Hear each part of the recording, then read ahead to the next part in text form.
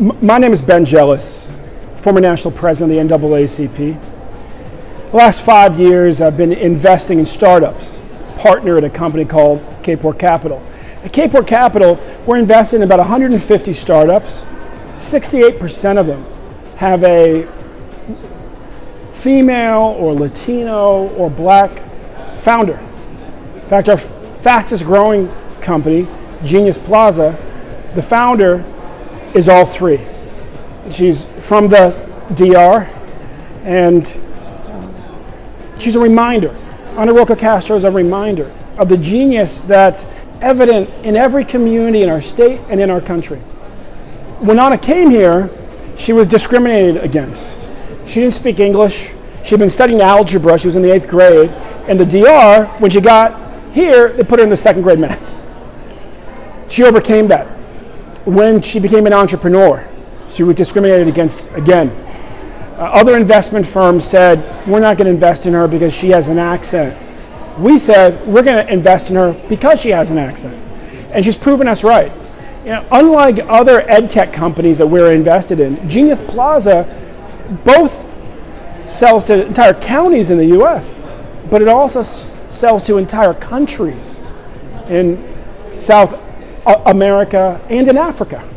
And she's Afro-Latino, and her heritage allows her, and her accent, allows her to do better in places where a lot of entrepreneurs from the US struggle.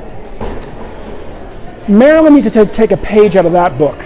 You know, I'm now a candidate for governor. I'm the Democrat running for governor. And our state is, under Hogan, is dead last in job growth, dead last in income growth, and quite frankly, in part, because we're not doing enough to be as inclusive as possible.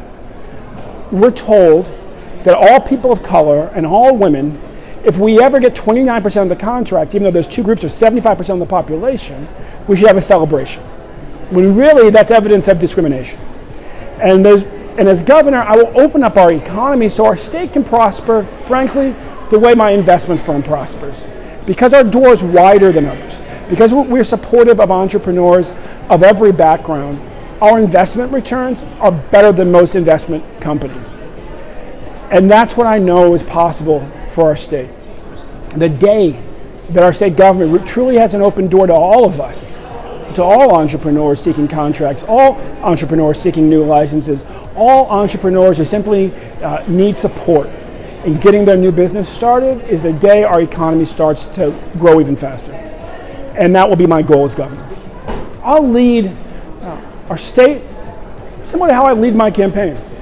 Well, we will have the most inclusive cabinet the state has ever had. You know, my team is 20% Latino, and quite frankly, that includes people on the finance team. Places where you typically don't see black and brown faces, you see them on our campaign. Why? Because it helps you win. It helps you grow faster. And so it will be when I'm governor. We will make sure that from the very top, our state is inclusive so that every community gets served well. We will also have courage in standing up to Donald Trump and, frankly, passing bills that need to be passed to make sure that every community is safe and well supported. I'm proud to have been the co-chair of the campaign to pass the DREAM Act in Maryland. And that year we became the first state south of the Mason-Dixon to ever pass a state DREAM Act. And I'll continue to lead with courage as governor. One of the big focuses for me is making sure that every school gets properly funded. You know, my daughter goes to school on the east side of Montgomery County in downtown Silver Spring. There's a magnet school at her junior high school, Eastern Middle School, and there's a much larger school. And what you see is the magnet school is pretty well funded. The rest of the school needs a lot more funding. And it's a reminder that so many of our kids, and our kids of color, frankly, are not being well served. A few might be being well served, but most aren't. When I'm governor, we will finally fully fund our schools, make sure every kid can get a great education. As an entrepreneur who invests in other entrepreneurs, what I know is that we will create more jobs if our local growing businesses can get the capital they need when they need it. And if we can get government out of their way and streamline the regulatory process so that they can get started more quickly. And as an entrepreneur leading our state, I'll be focused on making Maryland the friendliest state in the region to entrepreneurs who are here.